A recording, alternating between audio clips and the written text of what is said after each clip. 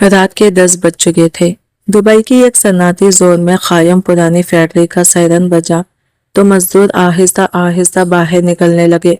انہی محنت کشوں کے درمیان 30 سالہ حمزہ بھی موجود تھا۔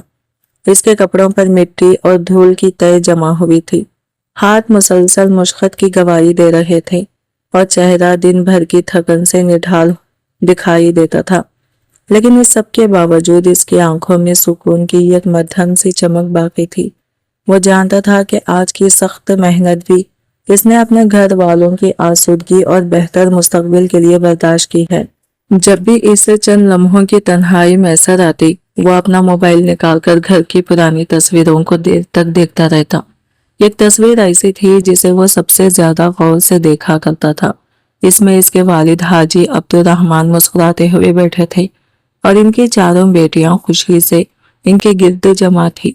یہ یادگار تصویر اس وقت کی تھی جب اس کی والدہ ابھی دنیا سے رخصت نہیں ہوئی تھی۔ ماں کے انتقال نے پورے گھر کی فضا بدل دی تھی۔ اس صدمے کے بعد خاندان کی تمام ذمہ داریاں اچانک حاجی عبدالرحمن اور حمزہ کے کندھوں پر آ پڑی۔ اس ایک کٹھن وقت میں حمزہ نے دل ہی دل میں پکا ارادہ کر لیا تھا کہ وہ ہر حال میں اپنی بہنوں کی عزت، تعلیم اور خوشیوں کی حفاظت کرے گا اور انہیں کبھی حالات کے آگے مجبور نہیں ہونے دے گا۔ اپنے وطن، گاؤں اور خاندان کو چھوڑ کر پردیس کا سفر اختیار کرنا اس کے لیے ہرگز آسان فیصلہ نہیں تھا۔ روانگی کے دن جب وہ والد سے رخصت ہونے لگا تو حاجی عبدالرحمن نے اسے سینے سے لگایا، آنکھوں میں نمی لیے دھیرے سے کہا، بیٹا اگر کبھی دل نہ لگے تو فوراً واپس آ جانا۔ روزی کا مالک اللہ ہے، لیکن اولاد کی جدائی ہر باپ کے لیے بہت بھاری ہوتی ہے۔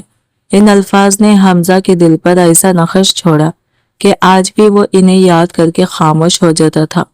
حمزہ نے اس وقت ہلکی سے مسکراہٹ کے ساتھ والد کی بات کا جواب دیا تھا، ابا بس چند برس کی محنت ہے، پھر انشاءاللہ ہمارے گھر کے سارے مسائل ختم ہو جائیں گے۔ لیکن وقت نے ایسی تیزی سے کروٹ بدلی کہ وہ چند سال کب 7 برس میں ڈھل گئے، اسے خود بھی احساس نہ ہو سکا۔ ان 7 برسوں میں حمزہ نے اپنی ہر خواہش کو قربان کر دیا۔ اس نے کبھی اپنی آسائشوں کے بارے میں نہیں سوچا، نہ مہنگا موبائل خریدنے کی خواہش کی اور نہ ہی اچھی گاڑی کا خواب دیکھا۔ مہینے کی تنخواہ ملتے ہی وہ اپنی بنیادی ضروریات کے لیے معمولی سے رقم الگ رکھتا، جبکہ باقی پوری تنخواہ بلا تاخیر اپنے والد کو بھیج دیتا۔ فون پر ہر بار اس کی ایک ہی درخواست ہوتی، ابا میری طرف سے بالکل فکر نہ کریں، اگر بہنوں کی شادی، گھر کے خرچ یا کسی اور ضرورت کے لیے مزید پیسوں کی ضرورت ہو تو بے جھجک مجھے بتا دیجیے گا۔ ادھر سے حاجی عبدالرحمن ہمیشہ اطمینان بھرے لہجے میں یہی کہتے، اللہ کا بڑا کرم ہے بیٹا، یہاں سب خیریت سے ہے، تم اپنی صحت کا خیال رکھو، ہمیں تمہاری سلامتی سب سے زیادہ عزیز ہے۔ والد کے یہ الفاظ سن کر حمزہ کا دل مطمئن ہو جاتا۔ اسے یقین تھا کہ اس کی برسوں کی محنت اور بھیجی گئی رقم آہستہ آہستہ اس کے گھر کی تقدیر بدل رہی ہے، مگر وہ اس حقیقت سے بے خبر تھا کہ بعض اوقات ماں باپ اپنے اولاد کو ذہنی بوجھ سے بچانے کے لیے اپنی سب سے بڑی پریشانیاں، محرومیاں اور تکلیفیں بھی خاموشی سے اپنے سینے میں دفن کر لیتے ہیں تاکہ بچوں کے حوصلے کبھی کمزور نہ پڑے۔ 7 برس کی انتھک محنت، بے شمار قربانیوں اور مسلسل انتظار کے بعد آخرکار وہ لمحہ آ پہنچا جس کی امید حمزہ نے اپنے دل میں برسوں سے سنبھال رکھی تھی۔ کمپنی کی جانب سے اسے 2 ماہ کی چھٹی کی منظوری مل گئی۔ یہ خبر سنتے ہی اس کی خوشی کا ٹھکانہ نہ رہا۔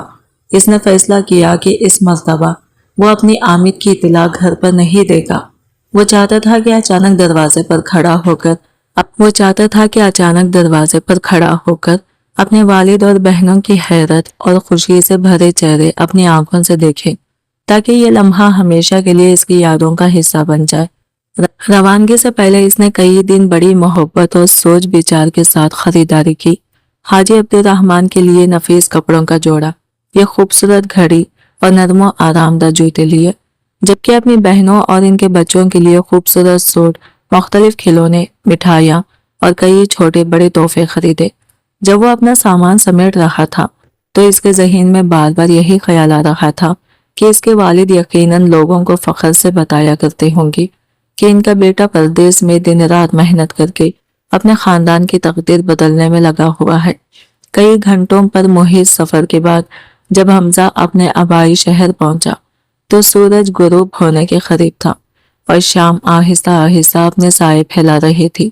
وہی پرانی گلیاں، وہی راستے اور وہی ماحول اس کے سامنے تھا، مگر نہ جانے کیوں ہر چیز اسے پہلے سے مختلف محسوس ہو رہی تھی۔ اس کا دل بے اختیار تیزی سے دھڑکنے لگا۔ وہ دھیمے قدموں سے اپنے گھر کی جانب بڑھتا رہا۔ جیسے ہی وہ دروازے کے قریب پہنچا تو اس کی نظریں سب سے پہلے گھر کی بیرونی دیواروں پر پڑی۔ پلسٹر جگہ جگہ سے جھڑ چکا تھا، دیواروں کی حالت خستہ دکھائی دے رہی تھی اور عمارت پر وقت اور بے توجہی کی واضح آثار نمایاں تھے۔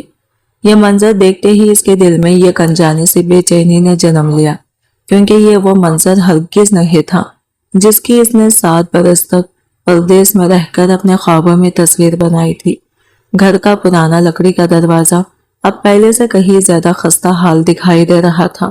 اس کی لکڑی جگہ جگہ سے گھس چکی تھی اور صحن کی وہ چہل پہل جس کا تصور حمزہ نے 7 برس تک اپنے دل میں بسائے رکھا تھا کہیں نظر نہیں آ رہی تھی۔ ہر طرف ایک عجیب سے خاموشی اور ویرانی پھیلی ہوئی تھی جس نے اس کے دل میں بے نام سی بے چینی پیدا کر دی۔ اس نے ایک گھنٹی بجانے یا آواز دینے کی بجائے ہلکے سے دروازے کو دھکا دیا۔ دروازہ آہستہ آہستہ چرچراتا ہوا کھل گیا۔ جیسے ہی وہ اندر داخل ہوا اس کے چہرے پر سجی خوشی لمحوں میں مانند پڑ گئی۔ صحن میں 2 خواتین خاموشی سے صفائی میں مصروف تھی۔ ان کے جسموں پر پرانے بار بار رفعوں کیے ہوئے کپڑے تھے جنہیں دیکھ کر غربت صاف جھلک رہی تھی۔ پہلے تو حمزہ انہیں پہچان نہ سکا، مگر جب ان میں سے ایک نے چہرہ اٹھایا تو اس کی سانس جیسے رک گئی۔ اس کے ہاتھ سے تحفوں سے بھرا بیگ بھی اختیار زمین پر جا گرا۔ سامنے کھڑی عورت کوئی اور نہیں بلکہ اس کی اپنی بڑی بہن تھی، جس کی شادی کے لیے اس نے برسوں کی محنت سے کمائے ہوئے لاکھوں روپے گھر بھیجے تھے۔ اتنے میں دروازے سے مزید 2 عورتیں اندر داخل ہوئی۔ ایک کے ہاتھ میں آٹے کا چھوٹا سا تھیلا تھا، جبکہ دوسری خاموشی سے نظریں جھکائے اس کے ساتھ چل رہی تھی۔ اندر آتے ہی ان کی گفتگو حمزہ کے کانوں میں پڑی۔ ایک نے تھکے ہوئے لہجے میں کہا، اللہ پڑوس والی خالہ کو اس کی نیکی کا بہترین اجر دے۔ اگر وہ مدد نہ کرتی تو آج بچوں کے لیے روٹی کا انتظام بھی ممکن نہ ہوتا۔ یہ الفاظ سنتے ہی حمزہ کے وجود پر جیسے سختہ طاری ہو گیا۔ وہ اپنی جگہ ساکت کھڑا رہ گیا۔ اس کے ذہن میں بے شمار سوالات ایک ساتھ گردش کرنے لگے۔ وہ برسوں سے ہر ماہ اپنی محنت کی کمائی گھر بھیج رہا تھا، اپنی ہر خواہش قربان کر رہا تھا، پھر آخر اس کے اپنے گھر کی حالت اتنی ابتر کیوں تھی؟ وہ رقم کہاں جا رہی تھی جسے وہ اپنے خاندان کی خوشحالی کی بنیاد سمجھتا رہا تھا؟ حمزہ ابھی انہی سوچوں میں گم کھڑا تھا کہ اچانک صحن کے یہ کونے سے مسلسل کھانسے کی آواز اس کے کانوں میں پڑی۔ اس نے فوراً اس سمت دیکھا تو اس کا دل لرز اٹھا۔ حاجی عبدالرحمن ایک پرانی اور بوسیدہ چارپائی پر خاموشی سے بیٹھے تھے اور اپنی پرانی جگہ جگہ سے پھٹی ہوئی جوتی کو سوئی دھاگے سے مرمت کرنے کی کوشش کر رہے تھے۔ وقت نے ان کے وجود پر اپنے گہرے نشان چھوڑ دیے تھے۔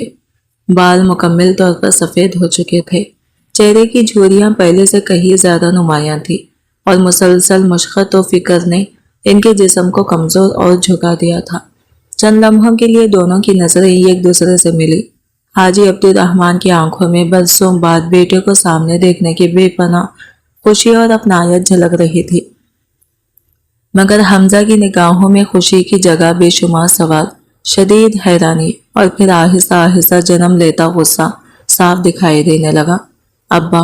حمزہ کے ہونٹ کپ کپائے اور آواز رند گئی۔ یہ سب آخر کیا ہو رہا ہے؟ حاجی عبدالرحمن فوراً اپنی جگہ سے اٹھے، آگے بڑھ کر بیٹے کو سینے سے لگا لیا، لیکن حمزہ کے ہاتھ بدستور بے جان رہے۔ اس نے نہ باپ کو مضبوطی سے تھاما اور نہ ہی اس کے چہرے پر وہ اپنائیت لوٹی جس کی حاجی عبدالرحمن نے برسوں آرزو کی تھی۔ اس کی نظریں بار بار صحن کی ویرانی، بہنوں کی بوسیدہ لباس اور گھر کی خستہ حال پر جا کر ٹہر رہی تھی۔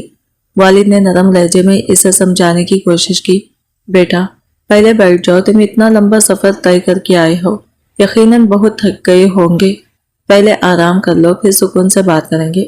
لیکن حمزہ اب خود پر قابو نہ رکھ سکا۔ اس نے فوراً والد کی بات درمیان میں ہی روک دی اور خطرے بلند آواز میں بولا، ابا مجھے آرام نہیں چاہیے، پہلے مجھے سچ بتائی یہ سب آخر کیوں ہے؟ میں 7 برس سے اپنے خون پسینے کی کمائی بغیر کسی کمی کے آپ کو بھیجتا رہا، ہر بہن کی شادی کے لیے لاکھوں روپیے روانہ کیے، گھر کے خرچ کے لیے بھی کبھی پیسے روک کر نہیں رکھے، پھر آج میرے اپنے گھر کی حالت ایسی کیوں ہے؟ آخر میری بھیجی ہوئی وہ ساری رقم کہاں گئی؟ تو پھر آج میری بہنیں دوسروں کے دروازے پر جا کر آٹا لینے پر کیوں مجبور ہے؟ آپ آج بھی پھٹی ہوئی جوتی کیوں پہنے ہوئے ہیں؟ اور ایک گھر جسے میں اپنی محنت کی کمائی سے سنوارتا ہوا سمجھتا تھا، اس کی حالت ایسی کیوں ہے؟ حمزہ کی بلند آواز پورے ذہن میں گونج اٹھی۔ اس کے لہجے میں برسوں کی تھکن، دکھ اور بے یقینی ایک ساتھ شامل ہو چکے تھے۔ اس کی باتیں سن کر چاروں بہنیں گھبرا کر ایک دوسرے کے قریب آ کھڑی ہوئی۔ کسی میں اتنی ہمت نہ تھی کہ لب کھول کر کچھ کہہ سکے۔ سب سے چھوٹی بہن خاموشی سے سر جھکائے کھڑی رہی اور اس کی آنکھوں سے آنسو بے آواز بہتے رہے، جیسے وہ مدتوں سے دل میں چھپا درد اب روک نہ پا رہی ہو۔ حاجی عبدالرحمن نے چند لمحے خاموشی اختیار کی۔ انہوں نے نہ غصے کا اظہار کیا، نہ ہی فوراً اپنی صفائی پیش کی۔ آہستگی سے نظریں جھکائی، ایک گہرا سانس لیا اور نہایت پرسکون لہجے میں بولی، حمزہ، زندگی کی ہر حقیقت صرف آنکھوں سے نہیں دیکھی جا سکتی۔ کچھ زخم ایسے بھی ہوتے ہیں جنہیں انسان اپنے دل میں دفن رکھتا ہے۔ بعض دکھ ایسے ہوتے ہیں جنہیں ماں باپ اپنی اولاد سے بھی چھپا لیتے ہیں تاکہ ان کے حوصلے کمزور نہ پڑ جائیں۔ حمزہ نے بے بسی اور تلخی سے بھرے لہجے میں فوراً جواب دیا، اگر میں آج بغیر بتائے واپس نہ آتا تو شاید ساری عمر مجھے اس حقیقت کا علم ہی نہ ہو پاتا۔ میں تو یہی سمجھتا رہا کہ میرے بھیجے ہوئے پیسوں نے سب کچھ بدل دیا ہے، مگر یہاں تو ہر چیز پہلے سے بھی زیادہ بگڑی ہوئی نظر آ رہی تھی۔ حمزہ کی بات ختم ہوئی ہی تھی کہ اس کی بڑی بہن بے اختیار آگے بڑھی اور اندھی ہوئی آواز میں بولی، بھائی خدا کے لیے ابا سے اس طرح بات نہ کرے۔ مگر اس کے الفاظ ابھی مکمل بھی نہ ہوئے تھے کہ حاجی عبدالرحمن نے خاموشی سے ہاتھ اٹھا کر اسے رکنے کا اشارہ کیا۔ ان کی آنکھیں آنسوؤں سے بھیگ چکی تھی، لیکن ان کے چہرے پر نہ شکایت تھی نہ ناراضی۔ ان کے لہجے میں صرف صبر، شفقت اور ایک ایسا سکون تھا جسے وہ برسوں سے اس لمحے کا بوجھ اپنے دل میں اٹھائے بیٹھے ہوں۔ حاجی عبدالرحمن نے آہستگی سے ایک گہرا سانس لیا، پھر نہایت پرسکون لہجے میں بولے، بیٹا تم نے ان 7 برسوں میں صرف فون پر ہماری خیریت سنی ہے، لیکن ہمارے حالات اپنی آنکھوں سے کبھی نہیں دیکھے۔ آوازوں میں انسان مسکراہٹ تو محسوس کر لیتا ہے، مگر ان کے پیچھے چھپے ہوئے دکھ، مجبوریاں اور قربانیاں نظر نہیں آتی۔ اگر آج تم واقعی یہ جاننا چاہتے ہو کہ تمہاری برسوں کی محنت سے بھیجی گئی رقم کہاں خرچ ہوئی، تو پہلے اپنے دل کو پرسکون کر لو اور صبر کے ساتھ میری پوری بات سنو۔ آج میں تمہیں ان 7 برسوں کی وہ داستان سناؤں گا جس نے ہمارے خاندان کو اندر ہی اندر ٹکڑے ٹکڑے کر دیا، مگر ہم میں سے کسی نے بھی تمہیں اس کا احساس تک نہیں ہونے دیا۔ یہ کہتے ہوئے حاجی عبدالرحمن کی آواز بھرانے لگی، لیکن انہوں نے خود کو سنبھال لیا۔ ان کے چہرے پر برسوں کی تکلیف، صبر اور خاموش قربانیوں کے آثار صاف دکھائی دے رہے تھے۔ صحن میں ایسی خاموشی چھا گئی کہ جیسے ہی ہر شخص اپنی سانسوں کی آواز بھی سن سکتا ہو۔ چاروں بہنیں خاموشی سے سر جھکائے کھڑے تھے، ان کی آنکھیں آنسوؤں سے لبریز تھی، مگر کسی میں اتنی ہمت نہ تھی کہ والد کی بات کے درمیان ایک لفظ بھی بول سکے۔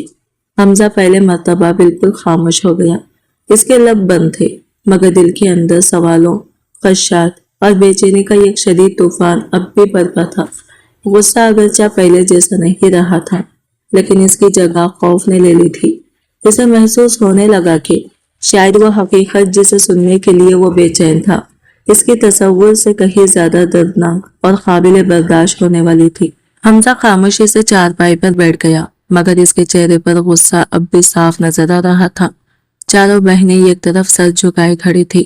گھر میں ایسی خاموشی چھا گئی تھی جیسے ہر دیوار کے پاس کوئی ان کہی داستان ہو۔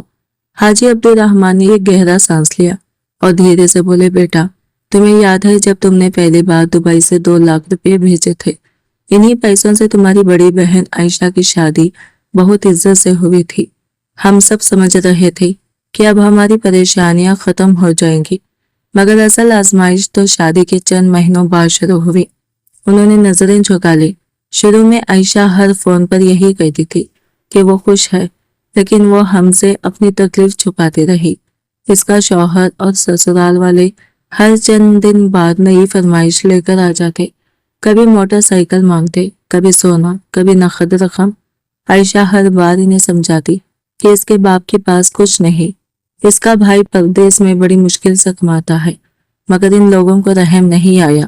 حاجی عبد الرحمن کی آواز بھر آنے لگی۔ ایک دن رات کے وقت عائشہ روتی ہوئی اس گھر کے دروازے پر آ کھڑی ہوئی۔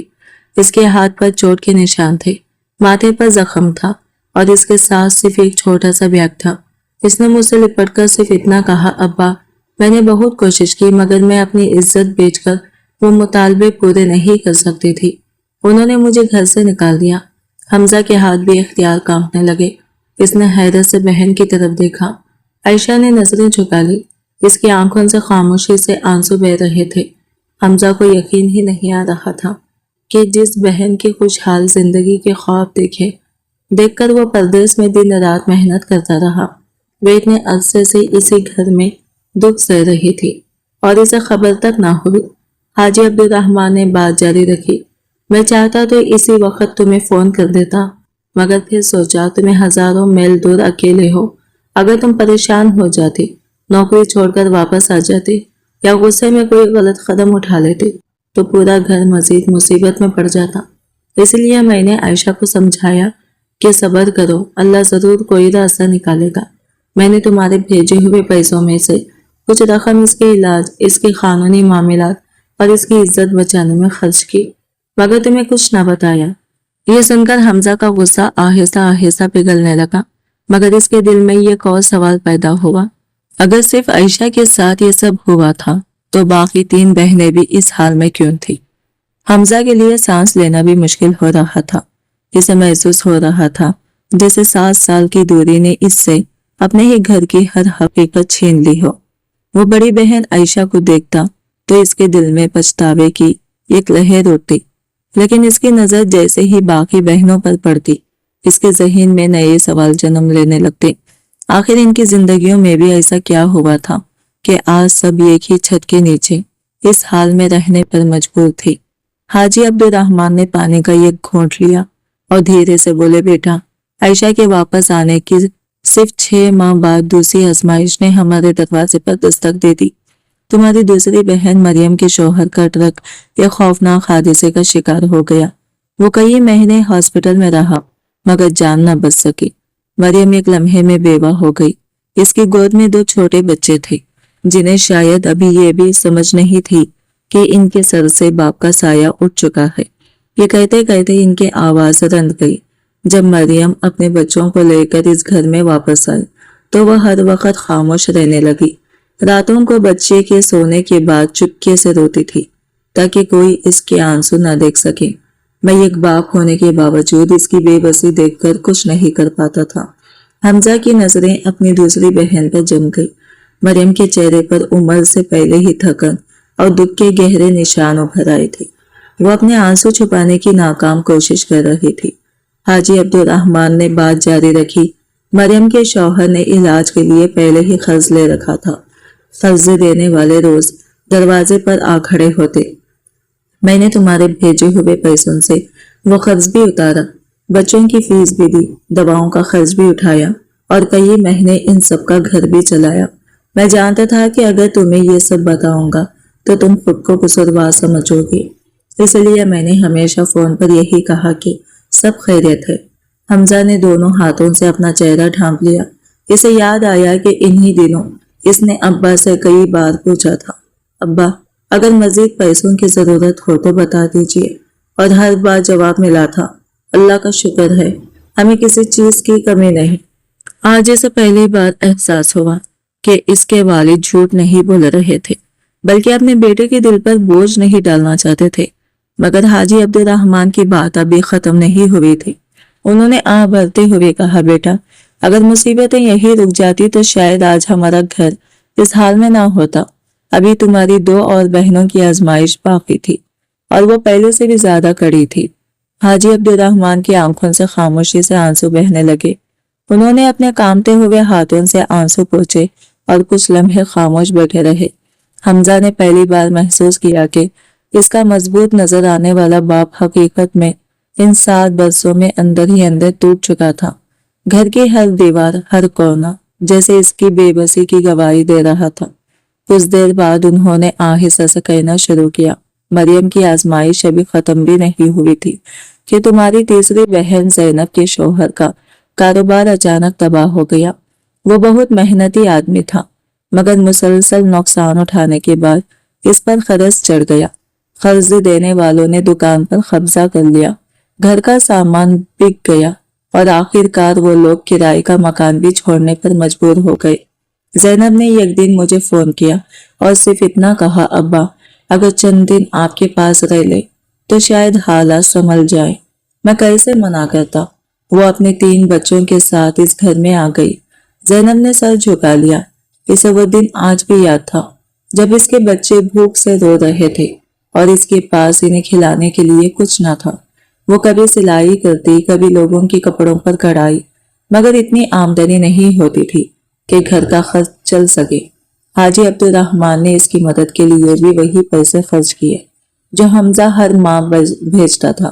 ان کے دل میں ہمیشہ یہی خیال رہتا کہ شاید کچھ مہینوں میں زینب کا گھر دوبارہ آباد ہو جائے، مگر حالات نے انہیں یہ موقع بھی نہ دیا۔ حمزہ ابھی یہ صدمہ سنبھال بھی نہیں پایا تھا کہ والد نے ایک اور گہری سانس لی، اور پھر سب سے چھوٹی تمہاری لاڈلی بہن عروج، جسے تم ہمیشہ کہتے تھے کہ میں اسے سب سے زیادہ خوش دیکھنا چاہتا ہوں۔ عروج کی آنکھوں سے بھی اختیار آنسو بہنے لگے۔ وہ اپنے آنسو چھپانے کے لیے رخ دوسری طرف موڑ گئی۔ حاجی عبدالرحمان بولے، شروع میں اس کا گھر بہت اچھا چل رہا تھا، مگر کچھ عرصے بعد اس کے سسرال والوں نے بھی دولت کی ہوس میں اسے تنگ کرنا شروع کر دیا۔ وہ چاہتے تھے کہ وہ بار بار اپنے میکے سے پیسے لائے۔ عروج نے صاف انکار کر دیا۔ ایک رات اس کا شوہر اسے مار پیٹ کر گھر سے نکال گیا۔ وہ آدھی رات کو ننگے پاؤں صرف اپنے 2 سالہ بیٹے کو سینے سے لگائے ہمارے دروازے پر کھڑی تھی۔ حمزہ کے دل پر جیسے کسی نے خنجر چلا دیا ہو۔ اسے یاد آیا کہ انہی دنوں عروج نے فون پر ہنس کر کہا تھا، بھائی میں بہت خوش ہوں، آپ اپنی فکر کریں۔ آج اسے سمجھ آیا کہ وہ ہنسی حقیقت نہیں بلکہ اپنے بھائی کو غم سے بچانے کی ایک کوشش تھی۔ اب گھر میں مکمل خاموشی تھی، صرف سسکیوں کی آواز سنائی دے رہی تھی، اور حمزہ پہلی بار محسوس کر رہا تھا کہ پردیس میں بھیجے گئے پیسے ہر زخم کا علاج نہیں بن سکتے۔ حمزہ کو محسوس ہو رہا تھا جیسے اس کے سینے پر کسی نے بھاری پتھر رکھ دیا ہو۔ چند گھنٹے پہلے تک وہ خود کو اس گھر کا سب سے بڑا سہارا سمجھتا تھا۔ اسے یقین تھا کہ اس کی محنت نے خاندان کی تقدیر بدلتی ہوگی، لیکن آج اسے احساس ہو رہا تھا کہ وہ صرف پیسے بھیجتا رہا، جبکہ اس کا بوڑھا باپ ہر روز نئی آزمائشوں سے تنہا لڑتا رہا۔ وہ بے اختیار اٹھا، چند قدم چل کر صحن کے درمیان کھڑا ہو گیا اور چاروں طرف نظریں دوڑانے لگا۔ یہی وہ گھر تھا جہاں کبھی ہنسی کی آوازیں گونجتی تھی، مگر آج ہر چہرہ خاموش دکھائی دے رہا تھا۔ اتنے میں دروازے پر دستک ہوئی۔ محلے کی ایک بزرگ خاتون اندر آئی۔ انہوں نے حمزہ کو دیکھا تو خوش ہو کر بولی، ارے بیٹا، آخر تم آ ہی گئے، اللہ تمہیں سلامت رکھے، اب شاید اس گھر کے دن بدل جائے۔ حمزہ نے احترام سے سلام کیا، مگر ان کے اگلے جملے نے اسے مزید حیران کر دیا۔ انہوں نے حاجی عبدالرحمان کی طرف دیکھتے ہوئے کہا، بھائی صاحب، آج آٹے والے نے پھر کہا تھا کہ پچھلے 3 مہینوں کا حساب جلد ادا کر دیجئے، ورنہ وہ مزید ادھار نہیں دے سکیں گے۔ یہ سن کر حمزہ نے بھی اختیار پوچھا، ادھار؟ ابا، آپ نے کبھی کسی سے قرض نہیں لیا تھا، پھر یہ سب کیسے ہو گیا؟ بزرگ خاتون نے حیرت سے حمزہ کی طرف دیکھا، پھر آہ بھرتے ہوئے بولے، بیٹا تم شاید کچھ نہیں جانتے، تمہارے ابا نے کبھی کسی کے سامنے ہاتھ نہیں پھیلایا، پہلے اپنی پنشن خرچ کی، پھر تمہاری مرحومہ ماں کے سارے زیورات بیچ دیے۔ جب وہ بھی ختم ہو گئے تو محلے والوں سے ادھار لے کر اپنی بیٹیوں اور ان کے بچوں کا پیٹ پالتے رہے۔ کئی دن خود صرف چائے پی کر گزار دیتے تھے، مگر کسی بیٹی کے بچے کو بھوکا نہیں سونے دیتے تھے۔ یہ الفاظ حمزہ کے دل میں تیر کی طرح اترتے چلے گئے۔ اس نے حیرت سے اپنے والد کی طرف دیکھا۔ حاجی عبدالرحمان نے نظریں جھکا لی، جیسے وہ نہیں چاہتے تھے کہ ان کی قربانیوں کا ذکر ہو۔ حمزہ کی آنکھوں کے سامنے ایک منظر گھومنے لگا۔ اسے یاد آیا کہ کئی بار اس نے فون پر کہا تھا، ابا آپ کے لیے نئی گاڑی خرید دیتے ہیں، اور ہر بار جواب ملا تھا، بیٹا مجھے کسی چیز کی ضرورت نہیں۔ آج اسے معلوم ہوا کہ والد کو گاڑی نہیں، صرف اپنے بچوں کی عزت اور ان کے بچوں کی بھوک کی فکر تھی۔ حمزہ کی آنکھوں سے آنسو بہنے لگے۔ وہ آہستہ آہستہ چلتا ہوا اپنے والد کے پاس پہنچا، ان کے سامنے گھٹنوں کے بل بیٹھ گیا اور کانپتی ہوئی آواز میں بولا، ابا مجھے معاف کر دیجیے، میں نے آپ کو سمجھے بغیر آپ پر الزام لگا دیا۔ یہ سنتے ہی حاجی عبدالرحمن نے فوراً اسے بازوؤں سے پکڑ کر اٹھایا، سینے سے لگا لیا اور دھیرے سے کہا، بیٹا باپ اپنے بچوں سے ناراض نہیں ہوتا، مجھے صرف اس بات کا سکون تھا کہ تم پردیس میں اطمینان سے محنت کر رہے تھے۔ اگر تم پریشان ہو جاتے تو شاید آج ہم سب سے بڑا سہارا بھی ٹوٹ جاتا۔ باپ اور بیٹا ایک دوسرے سے لپٹ کر رو رہے تھے، مگر انہیں معلوم نہیں تھا کہ قسمت نے ان کے لیے ایک اور امتحان ابھی سنبھال کر رکھا ہوا تھا۔ اس رات گھر میں کسی کی آنکھ نہ لگی۔ حمزہ اپنے بستر پر لیٹا بار بار چھت کو دیکھتا رہا۔ اسے نیند اس لیے نہیں آ رہی تھی کہ اس کے ذہن میں 7 سال کی ایک یاد تازہ ہو رہی تھی۔ وہ ہر اس فون کال کو یاد کر رہا تھا جس میں اس نے خوشی سے پوچھا تھا، ابا سب ٹھیک ہے نا؟ اور ہر بار جواب ملا تھا، ہاں بیٹا اللہ کا شکر ہے، سب خیریت ہے۔ آج اسے احساس ہو رہا تھا کہ وہ خیریت صرف ایک باپ کی وہ مسکراہٹ تھی جو اپنے بیٹے کو ٹوٹنے سے بچانے کے لیے اوڑھ لی گئی تھی۔ صبح فجر کی اذان ہوئی تو حمزہ کی آنکھ کھل گئی۔ وہ صحن میں آیا تو دیکھا کہ حاجی عبدالرحمن وضو کر کے مسجد جانے کی تیاری کر رہے تھے۔ ان کے پاؤں میں وہی پرانی کئی جگہ سے سلی ہوئی جوتی تھی۔ حمزہ نے آگے بڑھ کر وہ جوتی اپنے ہاتھ میں لے لی اور نم آنکھوں سے بولا، ابا یہ جوتی اب آپ دوبارہ نہیں پہنیں گے۔ حاجی عبدالرحمن مسکرا دیے، بیٹا ابھی تو چل رہی ہے، نئی لینے کی کیا ضرورت ہے۔ حمزہ نے پہلی بار محسوس کیا کہ جس شخص کے اکاؤنٹ میں وہ لاکھوں روپے بھیجتا رہا، وہ اپنی ضرورت پر 1 روپیہ خرچ کرنے سے بھی گھبراتا تھا۔ مسجد سے واپسی کے بعد حمزہ نے فیصلہ کیا کہ وہ خود اپنے گھر کے حالات دیکھے گا۔ سب سے پہلے وہ باورچی خانے میں گیا۔ وہاں آٹے کا ڈبہ تقریباً خالی تھا، چاول صرف ایک چھوٹے برتن میں بچے تھے، دال بھی چند دن کے رہ گئی تھی۔ فریج کھولا تو اس میں صرف پانی کی بوتل، تھوڑا سا دودھ اور گزشتہ رات کی بچی ہوئی سبزی رکھی تھی۔ وہ چند لمحے خاموش کھڑا رہا۔ اسے یاد آیا کہ دبئی میں وہ اکثر ساتھیوں کے ساتھ باہر کھانا کھا لیتا تھا، مگر یہاں اس کے اپنے گھر میں راشن تک پورا نہیں تھا۔ اسی دوران اس نے دیکھا کہ اس کی بڑی بہن عائشہ صبح سویرے سلائی مشین پر بیٹھی کپڑے سی رہی تھی۔ مریم بچوں کو اسکول بھیجنے کی تیاری کر رہی تھی، مگر ایک بچے کے جوتے پھٹے چکے تھے۔ زینب محلے کے ایک گھر میں صفائی کرنے جانے کے لیے تیار ہو رہی تھی، جبکہ عروج اپنے بیٹے کو گود میں لیے لوگوں کے گھروں میں کڑھائی کا کام پہنچانے کی تیاری کر رہی تھی۔ حمزہ حیران رہ گیا، جس نے سمجھا تھا کہ اس کی بہنیں اپنے اپنے گھروں میں خوشحال زندگی گزار رہی ہوگی، وہ آج انہیں دوسروں کے گھروں میں محنت کرتے دیکھ رہا تھا۔ اس کے دل میں ایک ہی خیال آیا، اب صرف رونے سے کچھ نہیں ہوگا۔ اگر واقعی وہ اس گھر کا بیٹا ہے تو ابھی سے حالات بدلنے ہوں گے۔ اسی لمحے باہر سے ایک سفید گاڑی آ کر رکی اور اس میں سے ایک شخص غصے سے اتر کر سیدھا ان کے دروازے کی طرف بڑھا۔ حمزہ ابھی صحن میں کھڑا اپنے بکھرے ہوئے گھر کو دیکھ ہی رہا تھا کہ باہر دروازے پر زور زور سے دستک ہونے لگی۔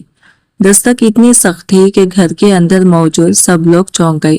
حاجی عبدالرحمن آہستہ آہستہ دروازے کی طرف بڑھے، مگر اس سے پہلے ہی حمزہ نے آگے بڑھ کر دروازہ کھول دیا۔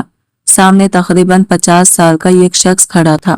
اس کے چہرے پر سختی صاف نظر آ رہی تھی۔ اس نے اندر جھانکتے ہوئے بلند آواز میں کہا، حاجی صاحب آج 3 مہینے پورے ہو گئے ہیں، ہر بار آپ کہتے ہیں کہ چند دن اور صبر کر لو، آخر کب تک صبر کرو؟ حمزہ نے حیرت سے اس شخص کی طرف دیکھا۔ آپ کون ہیں؟ اس شخص نے جواب دیا، میں راشد ہوں، محلے کی کریانے کی دکان چلاتا ہوں، تم شاید وہی بیٹا ہو جو دبئی میں رہتا ہے۔ حمزہ نے اس بات میں سر ہلا دیا۔ راشد نے ایک لمبی سانس لی اور نسبتاً نرم لہجے میں کہا، بیٹا غلط مت سمجھنا، میں پیسے مانگنے شوق سے نہیں آیا، تمہارے ابا بہت عزت دار آدمی ہیں، اگر ان کی مجبوری نہ دیکھتا تو کبھی اتنا ادھار نہ دیتا، مگر میری بھی اپنی دکان ہے، مجھے بھی حساب دینا پڑتا ہے۔ یہ سنتے ہی حمزہ کا دل بیٹھ گیا۔ اسے پہلی بار احساس ہوا کہ اس کے والد صرف ایک دو لوگوں کے نہیں، پورے محلے کے سامنے اپنی عزت بچاتے پھر رہے تھے۔ حاجی عبد الرحمن نے شرمندگی سے کہا، راشد بھائی بس چند دن اور دے دو، اللہ بڑا کارساز ہے۔ راشد نے فوراً جواب دیا، حاجی صاحب اگر مجھے آپ کی نیکیوں کا علم نہ ہوتا تو میں کب کا ادھار بند کر دیتا۔ محلے میں کون نہیں جانتا کہ آپ نے اپنی بیٹیوں اور ان کے بچوں کے لیے اپنی ہر خوشی قربان کر دی۔ یہ جملہ سن کر حمزہ کی آنکھیں پھر نم ہو گئی۔ اس نے بغیر ایک لمحہ ضائع کیے اپنا بٹوا نکالا، لیکن اس میں صرف سفر کے اخراجات کے لیے رکھے ہوئے چند ہزار روپے تھے۔ وہ خاموش ہو گیا۔ اسے پہلی بار احساس ہوا کہ برسوں کی کمائی تو وہ دوسروں کے لیے بھیجتا رہا، مگر اپنے پاس کبھی کچھ جمع ہی نہیں کیا۔ حمزہ نے راشد کی طرف دیکھ کر پورے اعتماد لہجے میں کہا، آپ فکر نہ کریں، آج کے بعد میرے ابا کسی کے سامنے شرمندہ نہیں ہوں گے۔ آپ اپنا پورا حساب تیار رکھیے، میں ایک ایک روپیہ ادا کروں گا۔ راشد نے حمزہ کے کندھے پر ہاتھ رکھا اور مسکرا کر بولا، بیٹا قرض ادا کرنا آسان ہے، لیکن اپنے باپ جیسا دل پیدا کرنا بہت مشکل ہے۔ اللہ تمہیں بھی ان جیسا بنا دے۔ راشد کے جانے کے بعد حمزہ کافی دیر تک خاموش کھڑا رہا۔ اس نے اپنے والد کی طرف دیکھا جنہوں نے نظریں جھکا رکھی تھی۔ اسی لمحے حمزہ نے دل ہی دل میں ایک فیصلہ کر لیا، وہ دوبارہ دبئی ضرور جائے گا، لیکن اس بار صرف پیسے بھیجنے کے لیے نہیں۔ پہلے وہ اپنے گھر کی ہر ٹوٹی ہوئی امید کو جوڑے گا، اپنی بہنوں کو اپنے پاؤں پر کھڑا کرے گا اور اپنے والد کو وہ سکون دے گا جس کی وہ برسوں سے مستحق تھے۔ لیکن اسے ابھی یہ معلوم نہیں تھا کہ اسی شام ایک ایسا شخص اس کے دروازے پر آنے والا تھا جو اس کے خاندان کے زخم دوبارہ ہرے کر دے گا۔ راشد کے جانے کے بعد ابھی گھر کا ماحول کچھ پرسکون ہی ہوا تھا کہ شام ڈھلتے ڈھلتے ایک سفید کار آ کر دروازے کے سامنے رکی۔ گاڑی سے یہ خوش لباس آدمی اترا، اس کے چہرے پر غرور صاف جھلک رہا تھا۔ جیسے ہی عائشہ نے اسے دیکھا اس کا رنگ زرد پڑ گیا، ہاتھ کانپنے لگے اور وہ بے اختیار گھر کے اندر چلی گئی۔ حمزہ نے یہ منظر دیکھا تو حیران رہ گیا۔ وہ شخص دروازے کے اندر آتے ہی بلند آواز میں بولا، حاجی صاحب بہت دن ہو گئے، میں اپنی بیوی کو لینے آیا ہوں۔ حمزہ نے سختی لہجے میں پوچھا، آپ کون ہیں؟ اس نے بے پرواہی سے جواب دیا، میں عائشہ کا شوہر کامران ہوں۔ یہ نام سنتے ہی حمزہ کی آنکھوں میں غصہ اتر آیا۔ یہی وہ شخص تھا جس نے اس کی بہن کو جہیز کی لالچ میں ذلیل کر کے گھر سے نکال دیا تھا۔ حاجی عبد الرحمن نے دھیمے لہجے میں کہا، کامران اب یہاں آنے کی کیا ضرورت تھی؟ جب میری بیٹی تمہارے گھر عزت مانگ رہی تھی تب تم نے اس کی ایک نہ سنی۔ کامران نے بے نیازی سے ہنستے ہوئے کہا، غلطیاں سب سے ہو جاتی ہیں، اب میرا کاروبار دوبارہ چل پڑا ہے، اس لیے سوچا عائشہ کو واپس لے جاؤں۔ یہ سنتے ہی حمزہ کا ضبط ٹوٹ گیا۔ وہ آگے بڑھا اور غصے سے بولا، جب میری بہن زخموں سے چور ہو کر اس گھر آئی تھی تب تم کہاں تھے؟ جب اس نے راتوں کو روتے ہوئے گزارا تب تم اس کی یاد نہیں آئی؟ آج کاروبار چل پڑا تو بیوی بھی یاد آ گئی۔ کامران نے طنزیہ انداز میں کہا، یہ میرا اور میری بیوی کا معاملہ ہے، تم درمیان میں مت بولو۔ حمزہ نے مضبوط لہجے میں جواب دیا، آج سے یہ صرف تم دونوں کا معاملہ نہیں رہا۔ جس دن تم نے میری بہن کی عزت پر ہاتھ ڈالا تھا اسی دن تم نے اس کے پورے خاندان کو للکارا تھا۔ گھر میں مکمل خاموشی چھا گئی۔ عائشہ دروازے کے پیچھے کھڑی سب کچھ سن رہی تھی۔ اس کی آنکھوں سے آنسو بہہ رہے تھے، مگر اس بار یہ بے بسی کے آنسو نہیں تھے۔ برسوں بعد اسے محسوس ہو رہا تھا کہ آج اس کا بھائی اس کے ساتھ کھڑا ہے۔ کامران نے آخری کوشش کرتے ہوئے کہا، عائشہ خود باہر آؤ اور بتاؤ کیا تم میرے ساتھ چلنا چاہتی ہو؟ عائشہ آہستہ آہستہ باہر آئی۔ اس نے ایک نظر اپنے بوڑھے باپ پر ڈالی، پھر اپنے بھائی کی طرف دیکھا اور آخر میں کامران کی آنکھوں میں دیکھ کر نہایت پرسکون مگر مضبوط آواز میں بولی، جس دن تم نے مجھے گھر سے نکالا تھا اس دن صرف میرا رشتہ نہیں ٹوٹا تھا، میرا اعتماد بھی ٹوٹ گیا تھا۔ میں اس گھر سے صرف ایک دلہن بن کر گئی تھی مگر واپس ایک ٹوٹی ہوئی عورت بن کر آئی۔ اب میں اس گھر سے دوبارہ صرف اپنی عزت کے ساتھ ہی جاؤں گی، کسی لالچی انسان کے ساتھ نہیں۔ کامران کے چہرے کا رنگ بدل گیا۔ اسے شاید پہلی بار احساس ہوا کہ آج سامنے وہ مجبور لڑکی نہیں بلکہ خوددار عورت کھڑی ہے۔ اسی لمحے حمزہ نے ایک اور فیصلہ کیا، اور وہ صرف اپنے بہنوں کے آنسو نہیں پوچھے گا بلکہ انہیں اتنا مضبوط بنائے گا کہ دوبارہ کبھی کسی کے سامنے جھکنا نہ پڑے۔ کامران خاموشی سے دروازے سے باہر نکل گیا۔ اس کے قدموں میں وہ غرور نہیں رہا تھا جو چند منٹ پہلے اس کے چہرے سے ٹپک رہا تھا۔ گاڑی سٹارٹ ہوئی اور آہستہ آہستہ گلی سے نکل گئی۔ اس کے جاتے ہی گھر میں ایک عجیب سی خاموشی چھا گئی۔ عائشہ اپنے آنسو مزید نہ روک سکی اور اپنے والد کے گلے لگ کر پھوٹ پھوٹ کر رونے لگی۔ حاجی عبدالرحمن اس کے سر پر ہاتھ پھیرتے رہے۔ ان کی آنکھوں میں بھی آنسو تھے، مگر برسوں بعد ان آنسوؤں میں بے بسی سے زیادہ سکون تھا۔ حمزہ نے پہلی بار اپنی چاروں بہنوں کو ایک ساتھ غور سے دیکھا۔ ہر چہرہ دکھوں سے بھرا ہوا تھا، مگر ہر چہرے پر ہمت بھی تھی۔ کسی نے حالات کے سامنے ہار نہیں مانی تھی۔ کسی نے سلائی سیکھی، کسی نے کڑھائی، کسی نے گھروں میں کام کیا، تو کسی نے بچوں کو ٹیوشن پڑھا کر اپنے بچوں کا پیٹ پالا۔ حمزہ کے دل میں اپنی بہنوں کے لیے پہلے سے کہیں زیادہ عزت پیدا ہو گئی۔ اسی رات سب لوگ ایک ساتھ دسترخوان پر بیٹھے۔ کھانا بہت سادہ تھا، صرف دال، سبزی اور چند روٹیاں، مگر کئی برس بعد اس گھر میں سب ایک ساتھ بیٹھ کر کھا رہے تھے۔ کھانے کے دوران حمزہ نے خاموشی توڑتے ہوئے کہا، ابا میں نے ایک فیصلہ کیا ہے۔ سب کی نظریں اس کی طرف اٹھ گئی۔ حمزہ نے پر اعتماد لہجے میں کہا، میں دوبارہ دبئی ضرور جاؤں گا، لیکن اس بار صرف پیسے بھیجنے کے لیے نہیں۔ پہلے میں یہاں کے سارے قرض ادا کروں گا، پھر عائشہ باجی کے لیے سلائی سینٹر کھولوں گا تاکہ وہ اپنے ساتھ دوسری ضرورت مند عورتوں کو بھی کام سکھا سکیں گی۔ مریم باجی کے بچوں کی پڑھائی کی پوری ذمہ داری میری ہوگی۔ زینب باجی کے شوہر کو دوبارہ کاروبار شروع کروائیں گے، اور عروج تم اپنی کڑھائی کا کام گھر تک محدود نہیں رکھو گی۔ ہم اسے ایک چھوٹا سا کاروبار بنائیں گے۔ چاروں بہنیں حیرت سے اپنے بھائی کو دیکھنے لگی۔ حاجی عبدالرحمن نے دھیرے سے پوچھا، بیٹا اتنا سب کچھ اکیلا کیسے کرو گے؟ حمزہ نے مسکرا کر جواب دیا، ابا پہلے میں صرف پیسے کماتا تھا، آج میں نے زندگی کا سب سے بڑا سبق سیکھ لیا ہے۔ خاندان صرف پیسوں سے نہیں سنبھلتا، ساتھ کھڑے رہنے سے سنبھلتا ہے۔ اب میں دور رہ کر نہیں، آپ سب کے ساتھ مل کر فیصلہ کروں گا۔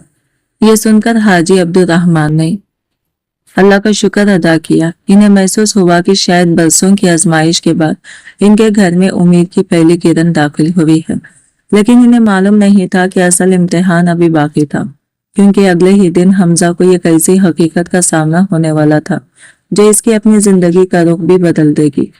اگلی صبح حمزہ ناشتے کے بعد محلے کی طرف نکل گئی۔ اس کا ارادہ تھا کہ سب سے ملے، پرانے دوستوں سے حال حوال پوچھے اور ساتھ ہی اپنے والد کے قرضوں کا مکمل حساب معلوم کرے۔ وہ جس دکان پر جاتا، ہر شخص اس کے والد کی تعریف کرتا۔ کوئی کہتا تمہارے ابا نے کبھی کسی کا حق نہیں مارا، کوئی کہتا انہوں نے اپنی بیٹوں کے لیے اپنی ہر خوشی قربان کر دی۔ حمزہ ہر بات خاموشی سے سنتا رہا، مگر اس کا دل ہر نئے انشکاف کے ساتھ مزید بوجھل ہوتا جا رہا تھا۔ اسی دوران محلے کی مسجد کے امام صاحب نے اسے آواز دی، حمزہ بیٹا ذرا میرے ساتھ آؤ، مجھے تم سے ایک ضروری بات کرنی ہے۔ حمزہ ان کے ساتھ مسجد کے صحن میں جا بیٹھا۔ امام صاحب نے گہری سانس لیتے ہوئے کہا، تمہارے والد نے ہمیں سختی سے منع کیا تھا کہ تمہیں کچھ نہ بتایا جائے، مگر اب وقت آ گیا ہے کہ تم حقیقت جان لو۔ حمزہ خاموشی سے ان کی بات سننے لگا۔ امام صاحب بولے، 2 سال پہلے حاجی عبدالرحمن کی طبیعت اچانک بہت خراب ہو گئی تھی۔ ڈاکٹروں نے فوری آپریشن کا مشورہ دیا تھا، مگر انہوں نے علاج کروانے سے انکار کر دیا۔ حمزہ چونک کر بولا، انکار کیوں؟ امام صاحب کی آنکھیں نم ہو گئی، کیونکہ انہی دنوں مریم کے بچوں کی اسکول کی فیس جمع کرانی تھی۔ زینب کے شوہر پر قرض تھا اور عروج کے بیٹے کی طبیعت بھی خراب تھی۔ تمہارے والد نے اپنی بیماری پر خرچ ہونے والے پیسے بھی ان بچوں پر لگا دیے۔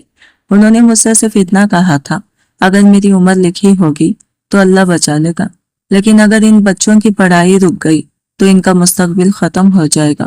حمزہ کا گلا خشک ہو گیا، اسے یوں محسوس ہوا جیسے زمین اس کے قدموں کے نیچے سے نکل گئی ہو۔ امام صاحب نے مزید کہا، ہم نے محلے والوں سے چند جمع کر کے ان کا علاج کروایا، مگر انہوں نے کسی کو بھی تمہیں خبر دینے نہیں دی۔ وہ ہمیشہ یہی کہتے تھے کہ میرا بیٹا پردیس میں اکیلا ہے، اگر اسے میری بیماری کا پتہ چل گیا تو وہ سب کچھ چھوڑ کر واپس آ جائے گا۔ حمزہ کی آنکھوں سے آنسو مسلسل بہنے لگے۔ اسے یاد آیا کہ انہی دنوں اس نے فون پر ابا سے کہا تھا، آپ کی آواز بہت کمزور لگ رہی ہے، اور جواب ملا تھا کہ بس ذرا نزلہ ہے بیٹا، 2 دن میں ٹھیک ہو جائے گا۔ इसे आज समझ आया कि वो नज़ला नहीं बल्कि जिंदगी और मौत की जंग लड़ रहे थे।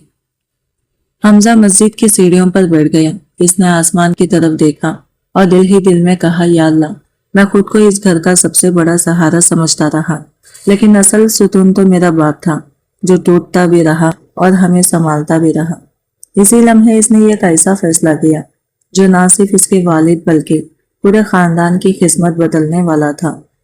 मस्जिद से वापस आते हुए हमजा के कदम पहले जैसे नहीं थे। चंद दिन पहले तक वो अपने आप को कामयाब समझता था, लेकिन आज इसे एहसास हो रहा था कि असल कामयाबी सिर्फ पैसे कमाना नहीं बल्कि अपने घर वालों के साथ खड़े रहना है। इसने घर पहुंचते ही सबको सहन में जमा होने के लिए कहा। हाजी अब्दुर्रहमान हैरान थे कि आखिर बेटा इतनी जल्दी क्या ऐलान करने वाला है। जब सब एक जगह बैठ गए तो हमजा ने निहायत पुरसुकून लहजे में कहा, आज से इस घर में कोई भी खुद को बोझ नहीं समझेगा। हम में से हर एक दूसरे का सहारा बनेगा। फिर इसने अपनी जेब से एक फाइल निकाली। ये वो तमाम दस्तावेजात थी जो वो दुबई से वापसी से पहले अपने साथ लाया था। इसने बताया कि गुज़िश्ता चंद बरसों में इसने अपनी कंपनी के जरिए कुछ बचत भी की थी, जैसे वो किसी बड़े मकसद के लिए संभाल कर रखे हुए था। पहले वो सोचता था कि इस रकम से शहर में एक फ्लैट खरीदेगा, मगर अब इसका इरादा बदल चुका था। इसने वालिद की तरफ देखकर कहा, अब्बा, फ्लैट बाद में भी खरीदा जा सकता है, लेकिन टूटे हुए दिल दोबारा नहीं खरीदे जा सकते। ये सुनकर हाजी अब्दुर्रहमान की आंखें भर आई। हमजा ने आगे कहा, मैंने फैसला किया है कि सबसे पहले घर के तमाम कर्ज खत्म करूंगा। इसके बाद हम घर के सामने वाली खाली दुकान किराए पर लेंगे। आयशा बाजी वहां सिलाई और कढ़ाई का सेंटर चलाएंगी। मोहल्ले के गरीब लड़कियों को भी मुफ्त सिखाएंगे ताकि वो भी अपने पांव पर खड़ी हो सके। आयशा की आंखों में पहली बार उम्मीद की चमक नजर आई। मरियम बाजी, आपके बच्चों की तालीम कभी नहीं रुकेगी। मैं हर महीने इनकी फीस खुद भेजूंगा। जैनब बाजी, आपके शौहर मेहनती इंसान है। इनके लिए एक छोटी सी दुकान दोबारा खोली जाएगी। और उरूज, तुम्हारा कढ़ाई का काम सिर्फ मोहल्ले तक महदूद नहीं रहेगा। मैं दुबई वापस जाकर तुम्हारे बनाए हुए कपड़ों के ऑर्डर दिलाने की कोशिश करूंगा। चारों बहनें हैरत से अपने भाई को देखती रह गई। इन्हें यकीन ही नहीं आ रहा था कि इनकी जिंदगी में इतनी जल्दी उम्मीद की किरण वापस आ सकती है। इसी वक्त हाजी अब्दुर्रहमान आहिस्ता आहिस्ता अपनी जगह से उठे। वो हमजा के करीब आए, इसके सर पर हाथ रखा और भराई हुई आवाज में बोले, बेटा, आज मुझे लग रहा है कि मैंने तुम्हें सिर्फ कमाना नहीं बल्कि इंसान बनना भी सिखाया था। मुझे तुम पर फख्र है। ये अल्फाज सुनकर हमजा खुद को रोक न सका। वो अपने वालिद के सीने से लग गया। बरसों बाद बाप और बेटा इस तरह रो रहे थे जैसे इनके दिलों का सारा बोझ आंसुओं के साथ बह रहा हो। लेकिन किस्मत ने इस खानदान के लिए अब की बार एक नई आजमाइश नहीं बल्कि एक नई खुशखबरी संभाल रखी थी, जो चंद ही दिनों में इन सब की जिंदगियां बदलने वाली थी। हमजा ने अगले ही दिन अपने काम का आगाज कर दिया। सबसे पहले वो राशिद की किराने की दुकान पर गया और एक एक रुपया का हिसाब लेकर सारा कर्ज अदा कर दिया। राशिद ने रकम गई, फिर मुस्कुराते हुए पैसे वापस हमजा की तरफ बढ़ा दिए और कहा, बेटा, मुझे सिर्फ अपना असल पैसा चाहिए था।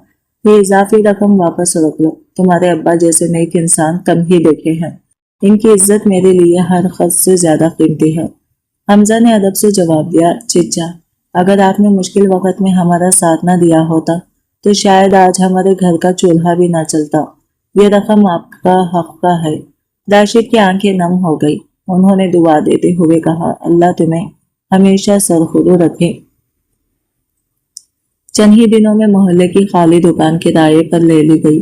हमजा ने अपने हाथों से इसकी सफाई की, दीवारों पर रंग करवाया, नई सिलाई मशीनें खरीदी और दरवाजे के ऊपर एक बोर्ड लगवाया जिस पर लिखा था, अमानत सिलाई व हुनर मरकज। इसने इस मरकज का नाम अपनी मरहूम वालिदा अमानत बीबी के नाम पर रखा था। इफ्तिताह के दिन मोहल्ले की कई औरतें वहां जमा हुई। आयशा ने जिंदगी में पहली बार एहसास किया कि वो सिर्फ एक मजलूम औरत नहीं बल्कि दूसरों को हुनर सिखाने वाली उस्ताद भी बन सकती है। आहिस्ता आहिस्ता मोहल्ले की लड़कियां और जरूरतमंद ख्वातीन वहां आने लगे। चंद ही हफ्तों में सिलाई के ऑर्डर इतने बढ़ गए कि आयशा अकेली संभाल ना सकी, तो इसने दूसरी औरतों को भी کام دینا شروع کر دیا۔ ادھر حمزہ نے زینب کے شوہر کے لیے ایک چھوٹی سی جنرل اسٹور کھلوا دی۔ وہ صبح سے رات تک ایمانداری سے محنت کرتا اور آہستہ آہستہ اس کا کاروبار چل پڑا۔ مریم کے بچوں کا اسکول دوبارہ باقاعدگی سے شروع ہو گیا۔ جب بڑے نواسے نے پہلی بار اچھی پوزیشن حاصل کی تو حاجی عبدالرحمن کی خوشی کی انتہا نہ رہی۔ انہوں نے بچے کو سینے سے لگا کر کہا، بیٹا خوب پڑھنا، علم وہ دولت ہے جسے کوئی چھین نہیں سکتا۔ عروج کی کڑھائی کے نمونے حمزہ اپنے ساتھ دبئی لے جانے کی تیاری کرنے لگا۔ اس کی ایک دوست نے وعدہ کیا کہ وہ وہاں پاکستانی اور ہندوستانی ملبوسات کی دکانوں سے رابطہ کروا دے گا۔ عروج نے کبھی سوچا بھی نہیں تھا کہ اس کے ہاتھ کا ہنر ایک دن اس کے لیے باعزت روزگار بن جائے گا۔ صرف چند مہینوں میں وہ گھر جہاں کبھی خاموشی، غربت اور مایوسی نے ڈیرے ڈالے رکھے تھے، اب دوبارہ ہنسی کی آوازوں سے آباد ہونے لگا تھا۔ حاجی عبدالرحمن اکثر صحن میں بیٹھ کر اپنے پوتے پوتیوں کو کھیلتے دیکھتے اور خاموشی سے اللہ کا شکر ادا کرتے۔ ایک شام انہوں نے حمزہ کو اپنے پاس بلایا اور کہا، بیٹا میری ایک آخری خواہش ہے، اگر تم اسے پوری کر دو تو مجھے زندگی میں کسی اور چیز کی ضرورت نہیں رہے گی۔ حمزہ نے ان کا ہاتھ تھام لیا اور بولا، ابا آپ حکم کریں، آپ کی ہر خواہش میرے لیے فرض ہے۔ حاجی عبدالرحمن نے مسکرا کر اس کی طرف دیکھا اور جو بات انہوں نے کہی اس نے حمزہ کی آنکھوں میں ایک بار پھر آنسو بھر دیے۔ حمزہ نے محبت سے اپنے والد کا ہاتھ مضبوطی سے تھام لیا اور آہستہ سے بولا، ابا آپ نے ہمیشہ میری ہر خواہش پوری کی، آج آپ کی خواہش میرے لیے حکم ہے، بتائیے آپ کیا چاہتے ہیں۔ حاجی عبدالرحمن نے صحن میں کھیلتے ہوئے اپنے نواسیوں کی طرف دیکھا، پھر دھیرے سے بولے، بیٹا میں نے زندگی میں غربت بھی دیکھی، بھوک بھی دیکھی، قرض بھی دیکھا اور لوگوں کے بدلتے ہوئے رویے بھی دیکھے، لیکن ایک چیز نے مجھے ہر مشکل میں زندہ رکھا، وہ میرا خاندان تھا۔ میری خواہش صرف اتنی ہے کہ میری وفات کے بعد کبھی یہ گھر دوبارہ تقسیم نہ ہو، کبھی تمہاری بہنوں کو یہ احساس نہ ہو کہ ان کا مائکہ ختم ہو گیا ہے، یہ دروازہ ہمیشہ ان کے لیے کھلا رہے۔ یہ سنتے ہی چاروں بہنوں کی آنکھوں سے آنسو بہنے لگے۔ حمزہ اپنے والد کے قدموں میں بیٹھ گیا اور اندھی ہوئی آواز میں بولا، ابا میں وعدہ کرتا ہوں کہ جب تک میں زندہ ہوں اس گھر کا دروازہ کبھی کسی بہن کے لیے بند نہیں ہوگا۔ میرے لیے یہ گھر صرف اینٹوں اور دیواروں کا نام نہیں بلکہ امی کی دعاؤں اور آپ کی قربانیوں کی امانت ہے۔ کچھ دن بعد حمزہ دوبارہ دبئی واپس چلا گیا، لیکن اس بار اس کی زندگی پہلے جیسی نہیں تھی۔ اب وہ ہر شام ویڈیو کال پر اپنے والد اور بہنوں سے بات کرتا، بچوں کی پڑھائی پوچھتا، دکان اور سلائی سینٹر کا حساب دیتا اور ہر فیصلے میں گھر والوں کو ساتھ رکھتا۔ اس نے صرف پیسے بھیجنے پر اکتفا نہیں کیا بلکہ اپنے خاندان کے ہر دکھ، ہر خوشی میں شریک رہنا شروع کر دیا۔ وقت گزرتا گیا، عائشہ کا سلائی سینٹر پورے علاقے میں مشہور ہو گیا۔ وہاں درجنوں ضرورت مند خواتین ہنر سیکھ کر اپنے گھروں کا سہارا بننے لگی۔ زینب کے شوہر کی دکان چل نکلی اور انہوں نے آہستہ آہستہ سارے قرض اتار دیے۔ مریم کے دونوں بچے اعلیٰ تعلیم حاصل کرنے لگے۔ عروج کی کڑھائی کے کپڑے دبئی تک پہنچنے لگے اور اس کے کام کی مانگ بڑھتی چلی گئی۔ حاجی عبدالرحمن جب یہ سب دیکھتے تو ان کی آنکھیں شکر کے آنسوؤں سے بھر جاتی۔ وہ اکثر کہتے، اللہ آزمائش ضرور دیتا ہے مگر صبر کرنے والوں کو خالی ہاتھ نہیں لوٹاتا۔ 2 سال بعد حمزہ ہمیشہ کے لیے وطن واپس آ گیا۔ اس نے دبئی کی نوکری چھوڑ دی اور اپنے شہر میں ایک چھوٹا سا کاروبار شروع کر لیا تاکہ وہ اپنے والد کے ساتھ رہ سکے۔ ایک شام پورا خاندان صحن میں اکٹھا بیٹھا تھا، بچے کھیل رہے تھے، بہنیں ہنس رہی تھی اور حاجی عبدالرحمن چارپائی پر بیٹھے سب کو محبت سے دیکھ رہے تھے۔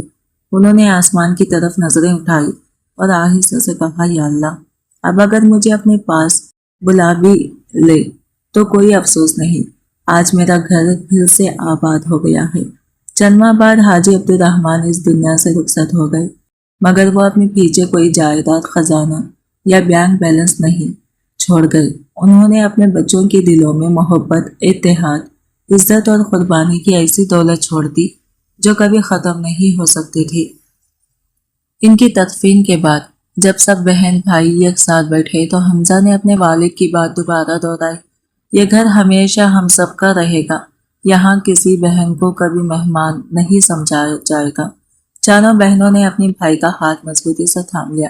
सबकी आंखों में आंसू थे, मगर ये आंसू गम के नहीं बल्कि इस बात के थे कि इन्हें यह कैसा भाई और ये कैसा बाप नसीब होगा जिन्होंने इन्हें सिखाया कि दौलत इंसान को अमीर नहीं बनाती, बल्कि रिश्तों की हिफाजत, कुर्बानी, सब्र और एक दूसरे का साथ ही असल दौलत होती है।